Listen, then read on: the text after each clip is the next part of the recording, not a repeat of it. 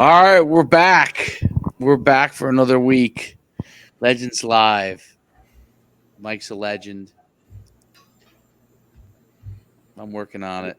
You're a legend. No. See, you've been solo forever, and that's legendary because I'm doing it now, and it's freeing, but it's just so many moving parts. I mean, so for you to do it now, listen, you had a little help in the beginning from a guy named John Otterstad, right? Well, he gave me that's interesting. You bring that up. So, John, I had a training facility at the time, and ended up having three, and I sold it. But you remember the whole speed and quickness craze and all that stuff, right? Yep. Parisi, and we were in the same area as them, and so John was in because like we had like I don't even know if you remember these guys, but like I had Coach Steve Boharness who played at Rutgers and some other kids. So he was in there like kind of just like looking at some of the kids that were in their training. You know what I mean? As he used to do. And he said he went to a combine. I don't remember who did a combine. It was like a one-off combine or something. And he said, he's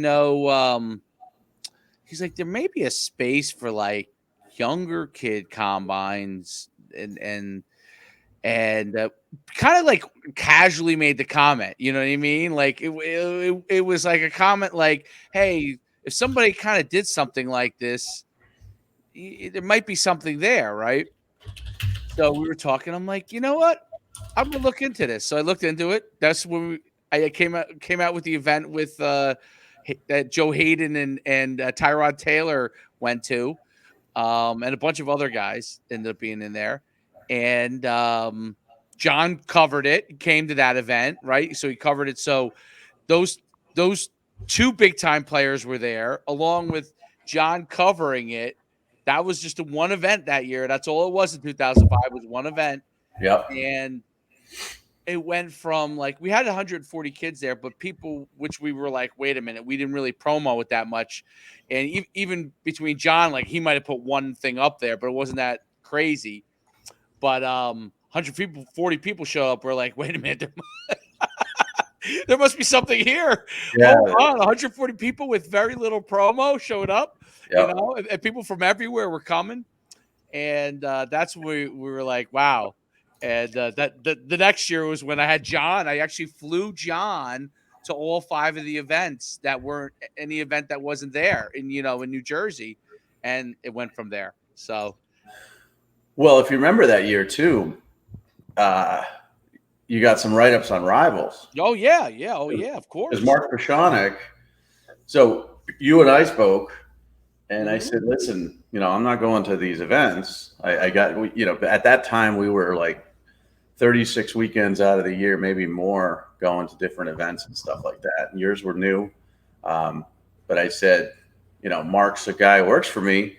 If he is there or scouts, or I'll add the kids to player profiles and we'll do articles. So we did those articles on it, and then I tried to get Rivals to partner with you, and of course that failed because everything fails.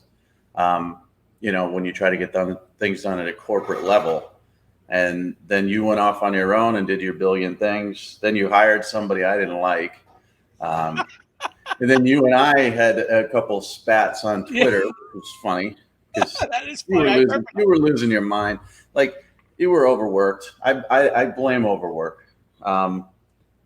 And I blame Was Barry. Barry with me at the time? Yeah, Yeah, he was. Barry was in your ear, man. I loved Barry for certain things that I thought he was great. He was just mad a lot. That like he was he obviously really had a good handle of like players and stuff like that, and I thought he was really good, spot on most of his analysis and but he was mad. He Yeah. was mad. He was mad a lot, and that was my only thing. Even though we did align on a lot of things, like I did, I got where he came from, and that whole deal. But he was mad. Like everybody has their Achilles heel. Yeah. I would say that's his Achilles heel. You know. Well, he was upset that Rivals got rid of him. So, So he Right. had an axe to grind with rivals, and then I was rivals. So, I get the brunt of most anybody who has an axe to grind with rivals.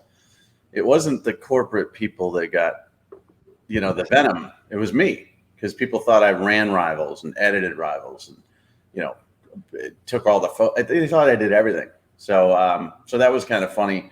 So you are legendary because of your path that you've taken solo, which is very hard to do because a lot of companies try to do it and they aren't successful and they don't have staying power and things like that. And that's why this promotion is kind of that we do is kind of important too. And you and I have been talking to some old friends and 7-on-7 coaches who have been around for 15, 20 years. And those are the people we want to gravitate towards that can help with this promotion process and bring us kids that need promotion but won't feed us, a line. And that's what comes with experience. You get too tired of the BS and you just sort of cut through it all.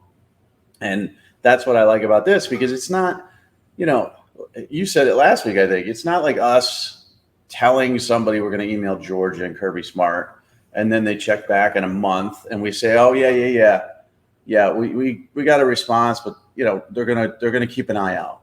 Or just lie to kids about that. We don't do that. It's the promotion goes up. If you want it one time, it's one-time fee.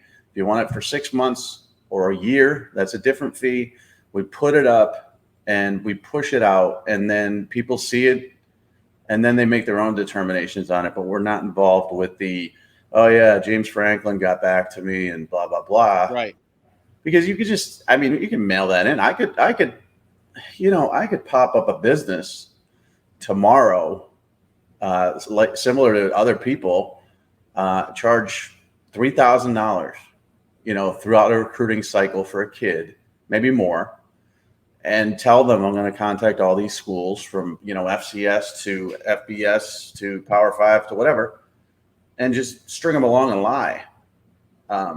That's a business, and that's what people are doing sometimes. So, it's not what we're doing. It's just straightforward. And if it doesn't work, it doesn't work. I'm sorry. It's a risk. Everything's a risk. You pay for stuff, and sometimes it works out, sometimes it doesn't.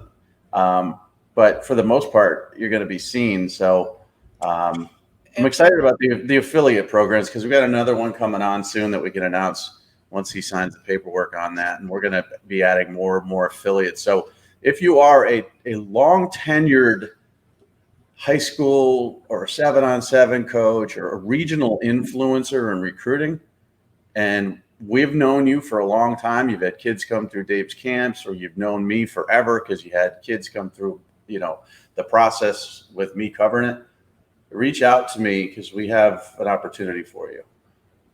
Yeah, and it's a good one. And I want to point to the thing that you said that was really good was because it's out there, right? We do these videos. The video goes out there.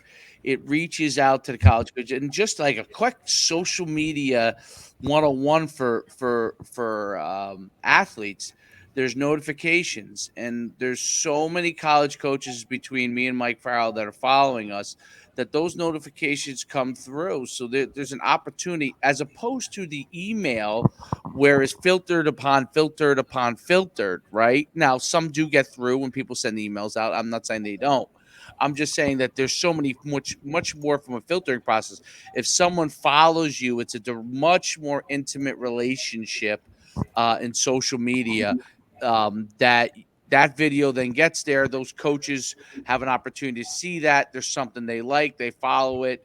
They may reach out to you, which they've done in a ton of the cases here of the people that we've done video for.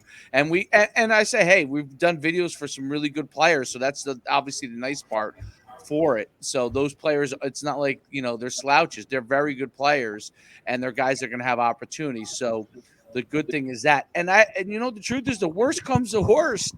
If you're not a scholarship level guy, when you go through that whole process and you start to, maybe even if you're dipping below, levels below, you'll already have that you could use within your process to connect with coaches and say, hey, you know, for whatever reason, I fell through the cracks. Obviously, there's so many less scholarships for high school players because of the portal and stuff. I fell through the cracks for whatever reason. But I may be a higher level guy, and if I have to start here, you're going to get those coaches to follow you and interact you and probably bring you on in some capacity. So that value really trickles all the way down, which is what I really like about it. And it's a ton of fun to do the videos of the guys, to actually look at what they're doing, and do the research on them, and the nuances on these players. So it's really great. Check it out. And it's myfootballcamps.com/D1, or you can go to nucsports.com/D1. And soon enough, Youth One they'll have a page on there for us as well. That should be coming shortly. But you don't have to look any further than going to mine and Mike's social media platforms, and you'll see the videos for yourself. So there's no such thing as like, oh, what actually is it? Just peruse our feed. You can peruse Yeah. the feed and see them. Yeah, my top two, other than my pin tweet, of the wide receivers, which we're going to get to, my top two right now on my feed are the two quarterbacks, the two Carsons. The thing about it is too, it's like we don't just put it up, send it out once. I retweet it all the time. These two quarterbacks who I both feel for sure have FBS level talent, signed up for the 6-month package. So this is their second promotion. But in this second promotion, that particular promotion is going to get retweeted by me, I don't know, 5 or 6 times. So, that's essentially 5 or 6 promotions. Now it's a retweet. It's not like a new one. We're doing a new one for each of those guys next month. But for this, I just keep pushing it out there. And you never know where it's going to catch. And it's very interesting to me because I see, Rauner is interesting. Kruger, because he backed up, Cade Klubnik at Westlake for a couple of years. Like he's not Kyle Trask, where Kyle Trask was a backup into his senior year, but Kruger switched schools to St. Michael's last year and put up good numbers, and he's just got there late because the first 2 years he wasn't playing. And if you're not playing, it's hard to get noticed. And if you get noticed in your junior year as a quarterback, you've got to work hard. You need help. And you need somebody to sort of come through for you. And then Rauner's a 2024 kid. And I think he has, a lot of potential to get offers, even though 2024 is late. But, this is no offense to Zane Flores, right? Zane Flores is from Gretna, Nebraska. He's an Oklahoma State commitment. He was at the Elite 11 last week, right? And I watched all the film of every throw at the Elite 11. And he struggled at times, and he was, a little bit raw, and his level of competition is not a great thing in Nebraska and all that stuff. And, this is a kid who chose Oklahoma State over some nice offers, Missouri, Washington, Kansas State. He got on the radar early. That's why. Carson Rauner is as good as this kid. He just is. Not better, not worse, but on the same level. So when I see a Carson Rauner who's at the top, currently at the top of my profile, it changes constantly. So by the time you see this, it won't be. This kid's just as good. He doesn't have the attention yet, and Flores did, and that's the difference. That's it. That's definitely the difference, and it'll catch up for him, I think, pretty quickly. Especially once we roll into the season. Kruger's team finished second, I think, in the Texas 7-7. So they were 14-2. I mean, you could see what's coming. And I'd say, the thing that's going to help Kruger too this year, very, very quickly, he's got a coach that's a legendary guy in Jeff Dykes, who's been around a long time. He was way back in the day, the head coach at Lake Travis. He's known as a quarterback guru, so he I'm sure he's already accelerating that path for him. So you have I think he coached Garrett He went to Texas. Garrett Gilbert. Yep. Yeah. Yeah. And he's been involved with the, Nike camps forever. It's been around for a long time. So, that's a good coach to work with. And he knows a ton of people too. Yep. So what, Carson Kruger's doing is he's playing it smart, and his family's playing it smart. We've got Dykes. He's been around. He knows a lot of people, but that's not enough. Let's get Farrell and Schumann, and I'm sure he's probably talked to other people. Yep. We're not the beginning and end all of everything, but he's playing it smart. And, listen, he's got a lot of catch up to do because he's a 2023. He camped well. Texas, was talking to him about a preferred walk on. He's got Ivy grades. The offers are going to be slow to come because everybody's got their quarterbacks for 2023 for the most part. But he's positioning himself as well, in my opinion, for the portal. And by that, I mean if he goes to an FCS level program, he's on the radar. Now if he didn't do this, he wouldn't be on the radar at all. He'd be a guy that just, signs with the Incarnate Word or somebody like that, and nobody's ever heard of him, and there's no, splash of who he is. Carson Kruger, even if he ends up at the FCS level, is a name that people are going to be like, where did I hear that from? And it's from our program. And then, they're going to keep a little eye on him. And I know schools have taken him and put him in a file, and this file is down the line, keep an eye on. And that's okay. If you're down the line, keep an eye on file, because a lot of things happen. Quarterbacks get injured their senior year, quarterbacks decommit, and a lot of the recruiting at the FCS level, and even at the group of five level is done during the season. It's the Alabamas and Texases of the world that load up with 20 commitments by June, but it's not the group of five programs. They wait and see because they know there's no point recruiting, and we'll segue into the Elite 11, a Dante Moore or a Malachi Nelson. There's no point. If I'm Ball State, I'm not recruiting that kid. It's just I'm not getting him. But I'm going to wait and see where the chips fall and the quarterback dominoes are done, and then I'm going to see what's out there. So it's about patience as well. But, like I said, I mean, it's very interesting for me. The influence we have always surprises me because I just don't think of it, because I've had so many conversations with coaches over the years, and I've heard so many coaches in the press. They'll say one thing in the press, that we don't give a crap about rankings. These guys doing the rankings are, keyboard cowboys. They suck. They're stupid. They don't know what they're talking about, right? And then 2 days later, I'll get a phone call from that coach saying, "Hey, have you looked at my my new wide receiver commitment?"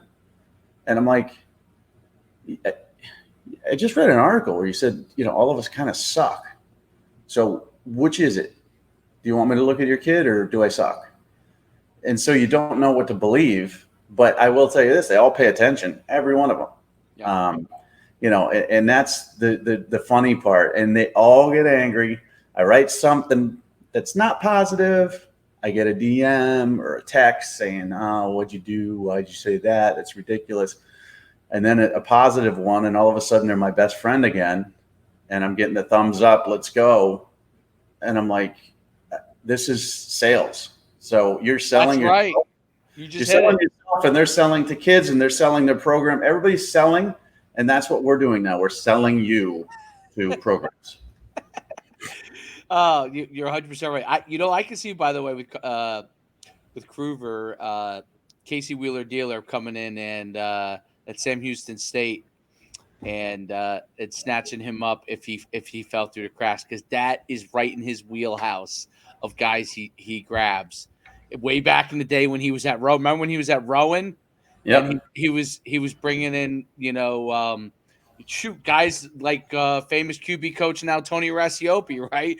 He brought him all those guys that were at FCS or FBS programs, and then something shook out, and they ended up with Casey down at Rowan. Same thing when he was at Delaware. Same thing now where he's at Sam Houston State. He's amazing at that. And it's it's interesting too, because, I haven't, we talked to a coach last week who was going to probably sign one of our affiliate groups. I hadn't talked to him in probably 7 years. He had 2 kids come through the process. One was a lesser recruited kid way, way back when. And then obviously he had a kid who was a big time recruit. And I talked to him through both of those. But I hadn't talked to him in, I don't know, 7 years. And I jumped in one of his spaces on Twitter.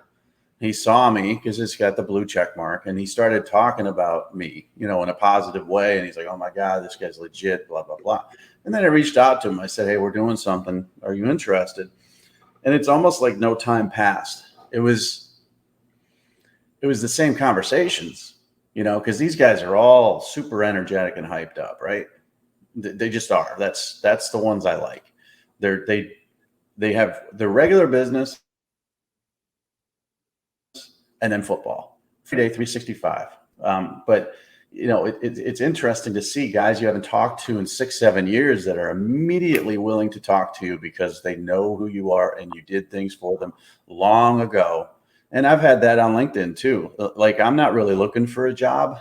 I'm not looking to work for a corporation, but I am looking to partner with people. I'm looking to collaborate. I'm looking to freelance and stuff. And I've had a ton of people who were influential in certain markets of life who had a kid come through the process, and they said, "You were really good about it." And I don't remember being good about it, but I guess I was. And that's cool too. So, there's very few out there that hate us. There's some. I'm sure there's some. Yeah, there's some. I know the ones that do. And I'm not going to deal with them, because why would I deal with someone who doesn't like me? Yeah. And then there's some that hated it. You remember Garvin? Oh, I know him well. Yeah, Mr. Garvin. Yeah. He was with Michael Ray, who was 5'9", right? He was so angry at me because I didn't have him as a 5-star, right? Michael Ray was faster than heck, and lightning. Went to Florida State and didn't pan out, and that happens. That's life. As a football player, he was so angry at me, and he used to accuse me of the worst things. And then I forget, it was maybe 10, 15 years later, he comes up to me, and he's there's no mistaking who he is. Yep. He looks away. That's just like, he's just very personable too. Very personable. But wasn't to me, hated me. But always personal to me. I got along great with him. It's not like some guy coming up shaking my hand that I hadn't seen in 15 years. And I'm like, I don't remember who he is. Like, it's Johnny Ray. Is that his name? Johnny Ray. Very, very, very distinct look about him, right? No mistaking who he is. He's a big fan of the Raiders, as I remember. Always had a Raiders hat on. Yeah. So he comes up to me 15 years later and he apologizes to me. He goes, I was a real jerk about my kid and blah, blah, blah, blah, blah. And I'm like, and honestly, there were threats of height discrimination. It was crazy. And I'm like, oh, I really appreciate it. I would never work with the guy though. Like, I appreciate the apology 15 years later, but I'm not going to work with people who are just, that takes that long for them to come around and realize that I have nothing personal against any of these kids I'm ranking. Right. Nothing. Couldn't care less where they go. Couldn't care less about anything, It's interesting because I always had a great relationship with Johnny Ray because he was we were both coaches, right? We had a coach relationship. He thought I was some keyboard cowboy who didn't know what it was right. About. And he was also. I remember the Elite College Combine. You remember that thing I did with? Yes, yeah. That was the original. That was kind of one of the originals with Chris Melvin. Great guy. That was the original AllStar Camp. Like, that was pre-opening. Yep, that was pre-everything. Challenge. That was huge. And we had Eugene Monroe, Brian Cushing, Derek Williams. I think Davis was the big guy back then too. From that, from Piscataway. Yeah, he was like Rutgers' first 5-star, I think. Right? Yeah, offensive lineman. We had everybody. We had everybody on the East Coast come. From down as far as Virginia, even North Carolina, over from Ohio. And it was a big, big deal. And that back then, head coaches could come. So Urban Meyer was there, Charlie White was there. Trying to think who else. Every head coach except for Joe Paterno, was there. Because Joe Paul wasn't traveling at the time. And Michael Ray wanted to race Derek Williams because Derek was the number one player in the country at the time. And we're talking like 2005. And we set up the race, and it was so close. And I sort of gave the fastest title to Derek Williams, and his dad was pissed forever. And just little stuff like that happens. It was great to get the apology, but I was like, 15 years of grief is not passed by. So we'll work with people, but listen, there's guys that hate me, and still, I still don't believe the apology. I still think he hates me, and he liked you because you were coaches, right? I was the coach, so we always got along. Yeah, and he also sent a ton of kids to your camps and stuff like that. He So you did. guys had a different, but he also wanted all of his kids ranked high. And I can't do that. I can't just, hey, listen, I'm going to rank every one of your kids high, because that's not. You know what's interesting? He was always so obviously Michael Ray was really the star, right? The ones after him were very good, but they weren't at the level of Michael Ray. He was always very, very appreciative with the other ones because they were very. I mean, especially for high school, they were very good. But Michael Ray, speed wise, was just in a whole different caliber. I mean, he probably ran one of the fastest 100 meters of all time in New Jersey. So, Yeah. So he was so fast, and that was during the Bosco boom, I call it, when Bosco they really were the kings. That was Toll's son was on that team. I mean, it was a who's who of kids. They went all over the place, Yeah. And so Michael Ray now runs. He's a trainer, I believe. He is. Yeah. Yep. I've talked to him. He's actually a really good guy. Well, I would work with, because he wasn't. He's a really good guy. It was never him. It was always his dad. Now, he's in Texas now? Texas. He's in Texas. I'm going to hit the little connect button here on LinkedIn. But, it was never him. It was always, and that's how it always is. It's always the dad, and they get a little overzealous. And some of them, like Johnny Ray, realized they were overzealous, and then other of them hold. I remember Phil Simms. Gosh, he really hated me. Matty played with him, right? I'm pretty sure Matt played with Michael Ray and Toll Jr. Not Toll. It's Brian Toll. It wasn't Toll Jr. It was Brian Toll, and I want to say they were all in the same thing. Now I don't know if they had so many QBs at that time too, though, that were coming through. I'm trying to think of where Matt Sims' time frame was. I think he was during that time frame. Or maybe they were slightly after. I think so. Toll was like 2004, and I think Michael Ray was 2005, and then Matt was like 2007. Okay. So because Matt was a young kid on the Toll team, like a freshman, right? He was a Don Bosco kid, and yeah, it was interesting to me because you had Chris, who was the number one recruit in the country, 5-star kid, goes to Texas, huge deal, and you got Matt, who was a 3-star kid. I had Matt as a 3-star, and his dad did not like that at all. And his mechanics were bad. And his dad confronted me in a parking lot at the Army Bowl about it all. And he didn't pan out. And I just didn't see. He was a U.S. Army All-American quarterback because, of course, he was at Bosco, and there were ties to Bosco from that organization. And he was the last name Sims, and his dad's on TV and all that stuff. But I just didn't see it panning out. But he never. Now, the funny part about it is Brian Toll's still a friend of mine. Through all this process, right? And he married Phil's daughter. So Brian Toll is part of the Sims family, and he's a buddy of mine, but I still think Phil don't like me to this day. And he actually has. Here's what's interesting. Phil has a Phil with Matt. And I want to jump in the other things because I have a hard stop today, but Phil with Matt, they run like a QB school that's become wildly popular up in North Jersey. So it's and they have a lot of the really good QBs up there in Bergen County that actually work with them. It's funny because I was the head coach for 2 years at Indian Hills, which is across town from Ramapo. They're like sister schools. So, I would see these guys all the time. Now, I don't really know Phil, like I knew Matt, loosely, and talked to him a few times, even met with him a few times about stuff. But he was a really nice guy. But it's interesting because you see them as adults, you know them as kids, coming up.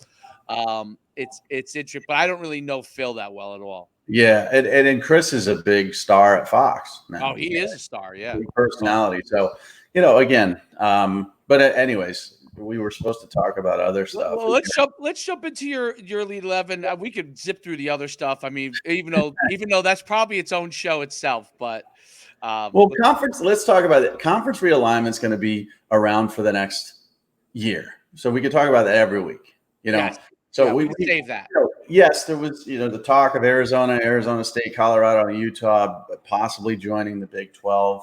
I've heard some things about the Big 10 potentially targeting some academic programs, Cal, Stanford, or perhaps Boston College to try to complete that DC to Boston to New York deal. So there's lots of rumors out there, but and my quarterback list, I'm working on tight ends now, top 50 tight ends. Wow.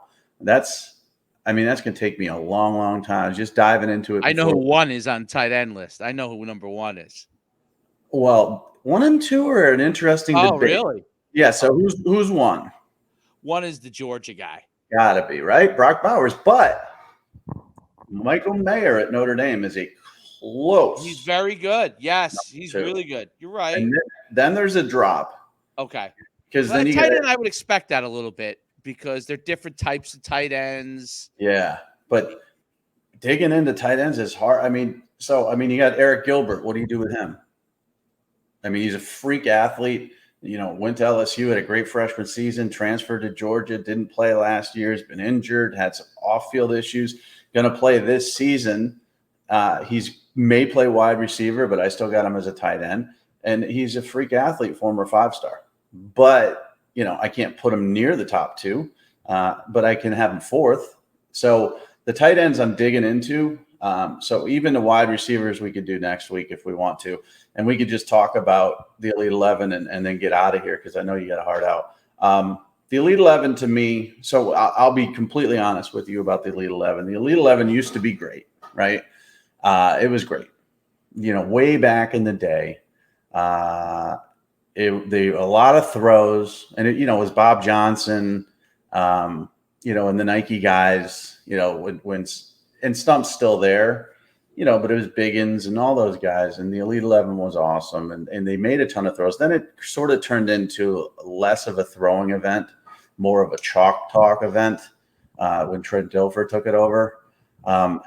It's better now. The last couple of years watching the film of the throws, because you get to see a lot of things that these kids can do. And remember, it was also tied in with the opening for many years. So it was part of 7-on-7 was the evaluation as well as the throws. So I like that because they did get more throws. But breaking down the film of this Elite 11, you have no Arch Manning, right? You have no Nico Malavea from Tennessee because he decided to play volleyball. There's some big names missing, but to me, Dante Moore from Michigan was the MVP. He didn't win it, but I had him number 1, Malachi Nelson number 2, who's going to USC. Then a small drop off to Jackson Arnold, who has a crazy arm, headed to Oklahoma, and then Chris Vezina, headed to Clemson at number 4, and then Austin Novosad, who's headed to Baylor at number 5, and then another drop down there to J.J. Cole, Pierce Clarkson, of course, Steve Clarkson's son. Steve Clarkson's son? It is, yeah. He's going to Louisville, and he's a really good intermediate passer. He struggles a little bit on the downfield throws, sometimes ball hangs and stuff, but really good intermediate passer, very accurate, and he's a hell of a recruiter for Louisville. I mean, he's a big part of why that class is doing very well and blowing up, and they made it a big splash. I mean, when Pierce committed to Louisville, his dad put up billboards in Louisville, saying we're coming. And Steve is so well respected that I think quarterback recruiting at Louisville is going to be just fine as long as Satterfield gets through this season. But they're going to recruit a lot of other talent around him. So that's a great get for them, and then another drop off after Clarkson. So, but Dante Moore to me, and he's Oregon and Michigan. And I hear different things. Confidence is high at Oregon. Michigan is where he's from, and there's a lot of pressure on Harbaugh to get him because the CJ Carr kid went to Notre Dame. But I think they pushed CJ Carr to Notre Dame because they really want Dante Moore. He doesn't talk recruiting, so it's all guesswork. Malachi Nelson's going to USC, perfect fit for Lincoln Riley. Jackson Arnold's going to Oklahoma. Jeff Levy, that's a great fit for him. Vizina going to Clemson. He'll be one of the next great ones there. And then Novosad is Baylor, but Ohio State's coming at him hard. I like these kids, and they're very refined in many different ways, but the accuracy overall at the top, I thought was excellent in this event. There weren't a lot of scatter shot, kids with inconsistency. There were kids that started slow and then picked up, after day one. But most of these guys are very smooth. And this is the future of college football. Dante Moore at Oregon or Michigan. He's going to be a guy that's going to push a team or try to push a team to the playoff. Malachi Nelson at USC, that's going to be the guy Lincoln Riley really wins with, because Caleb Williams has 2 years, but there's still a lot of rebuilding to be done there. Jackson Arnold at Oklahoma, if Levy stays, because he's going to be a head coach candidate pretty soon. And then Vizina at Clemson. I mean, you're talking about teams that are going to push for the playoff. And it was a very interesting group to break down on film. I wasn't there in person. My days of going to Redondo Beach, I love Redondo Beach. It's beautiful. To watch kids throw 12 times a day are over. I remember flying 7 hours out there for a Trent Dilfer Elite 11. And one day, this was Jared Goff. This was back then. One day, the kids threw 8 passes each. And I'm like, what am I doing here? Wow. This Dante Moore here.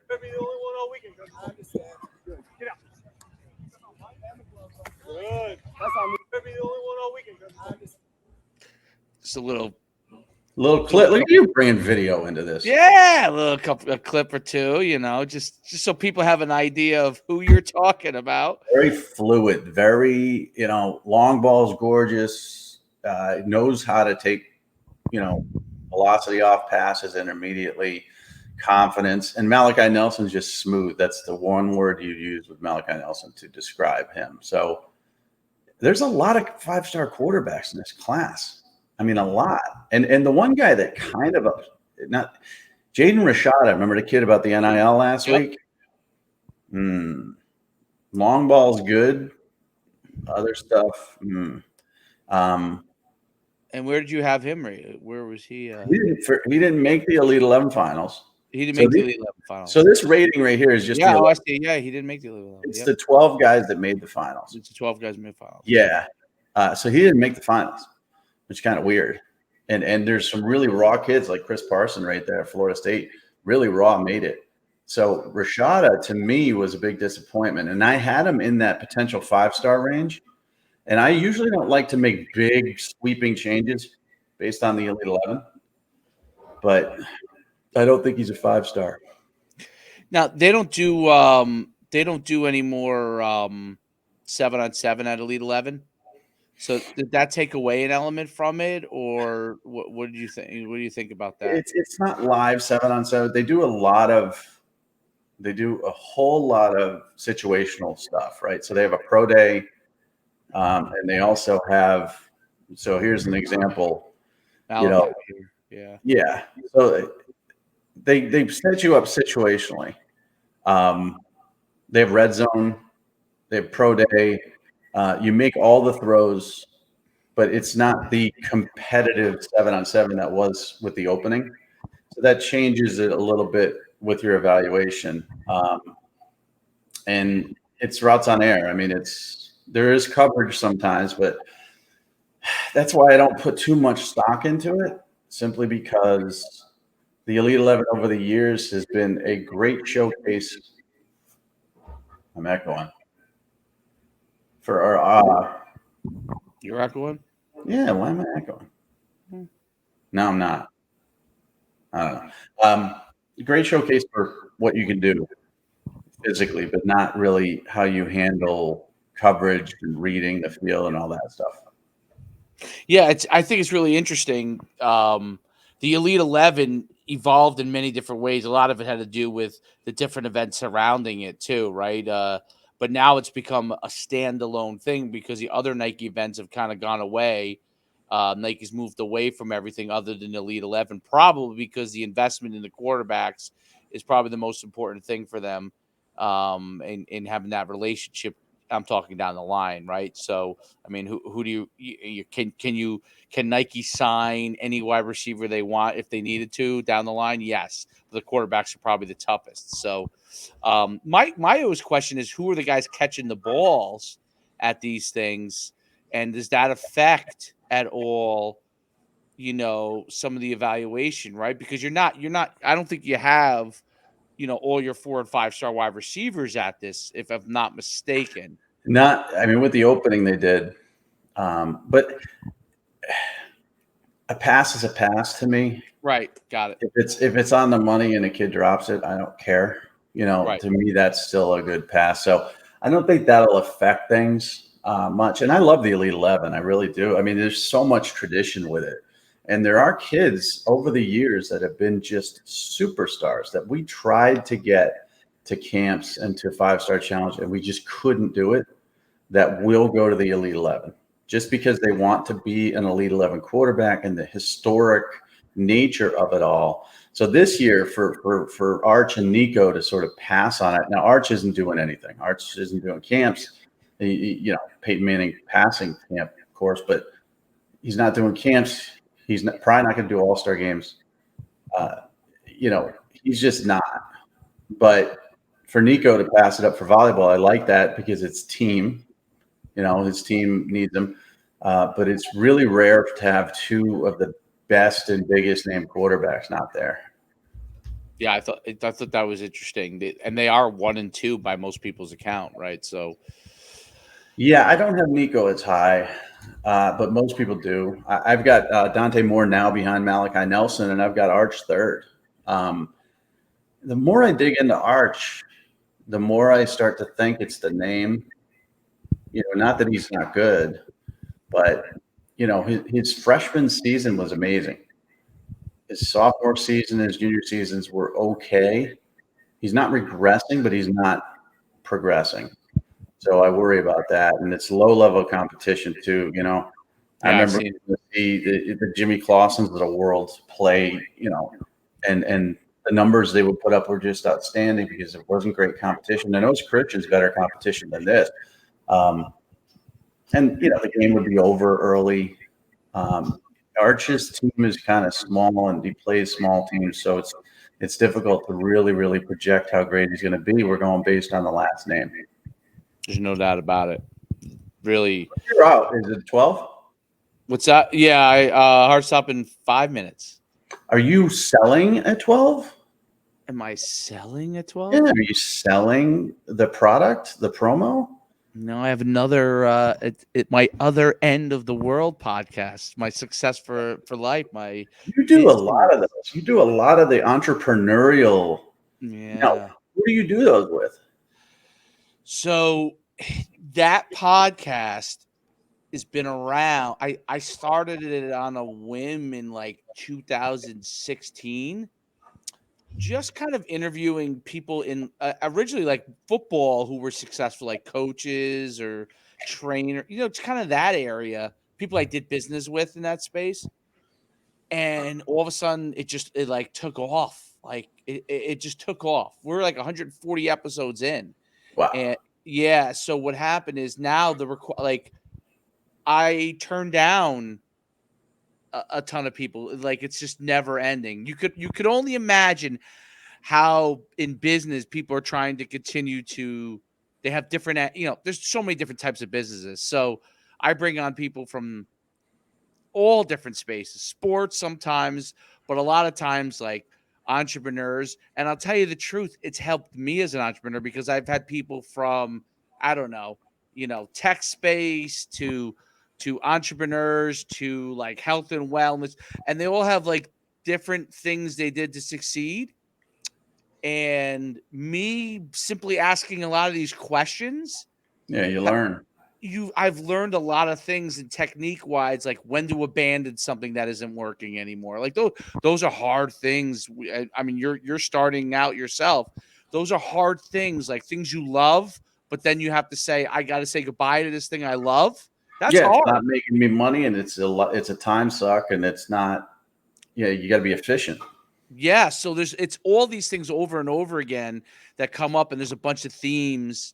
And but it's great because it gives you like, oh, this is how someone did it this might relate to my business, but the truth is, if it relates to my business, it ends up relating to a lot of other people's businesses too, Right. which is Right. why it's become popular. So Nice. that's the long and short of it. Let's get you out of here. So it's myfootballcamps.com/D1. Farrell Promo on Twitter, Coach Schumann on Twitter, M Farrell Sports on Twitter. DM us if you're looking for exposure. It's not free, but it is worth it. And we'll keep doing these podcasts, and maybe next week we'll talk conference realignment. We went niche. We went Garvin, Sims, New Jersey battles. Kind of niche. So it's going to be interesting to see if anybody cares about that stuff. And if I get a phone call from Johnny Ray, or if I get a LinkedIn connection from Michael Ray. It's worth to connect. And it definitely is. Well, let's just till next time. I think the beginning, what we talked about, really, for the people that are looking for that exposure, that was gold. Even diving into what we dove into, it was so in depth to understand how the evolution of that process is, and why me and Mike have really become in this industry the gurus. There's no one that had to anoint us. We earned and developed it. Guys now have companies that are saying, hey, this is the guy that's going to be in charge of this now. That's where their following comes from, not because they actually did anything, a lot of them yet. So it's kind of like, it's earned. It's endless. 365. You never, I mean, even if we go on vacation, which I don't anymore, but I used to, I'm working. Like if I'm out for a round of golf, yesterday I went for a round of golf. I'm on my phone in between holes, texting people back, and there's no stopping ever. You cannot take a day off ever. That's what I love about it. That's the addictive part about it, that there's always more potential that you could do, and there's more people you can reach, and no matter how good you're doing, there's more you can do. Doesn't matter. And that's the lesson, not only to the kids that we're promoting, but also to some of the interns that I'm bringing on, because they don't understand. After 2 weeks, they're like, Mr. Farrell, this is too hard. I'm like, well, good luck. Life's hard. If you're moving on, great, no problem, no harm, no foul. But if you don't have that drive, you're not going to be successful. So good luck with your podcast. And then, I'll talk to you about some of the affiliate stuff off. Absolutely. We'll sign off here. Yeah. This was a great podcast. At least for me, it was really interesting. All the things we touched on.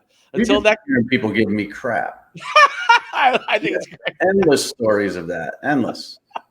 It's unbelievable. That's a podcast in itself. Guys giving Mike crap. That's a podcast series. That's 150 episodes minimum. Minimum. Until next week. All right.